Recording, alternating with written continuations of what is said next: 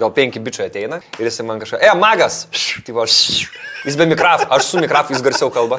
Sako, dabar aš tau rodysiu triuką. Ko jis nori dėmesio. Jisai jau, žinai, jau su kortų kaladė, man duoda traukt kortą, jo viena koja dar ne ant scenos, kita jau ant scenos, nesupras. Ir viskas, pilna žmonių aplinkui. Gerai, sakau, ir aš įstraukiu tą vieną kortą ir aš ją laikau. Ir jisai tipo bando mintis skaityti, sako, žiūrėk, atspėsiu, žiūrėk į mane. Pas mane, tarkim, yra kryžių 5. Įsivaizduok, kryžių 5. Ir aš turiu, tipo, jis sako, žiūrėk, pas tavę, sako, yra būgnų bartukas. Ir tyla aplinkiau, gal šiam žmonių jau įdomu. Ir sako, būgnų bartukas, pas mane kryžių 5. Ir visi laukia, ir jis laukia.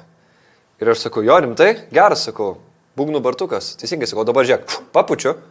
Sakau, ir tavo būgnų bartukas pavirsta į kryžių 5. Ir žinai, kas gelbės tą, jisai nesuprato, kad čia bairis, jisai, palauk.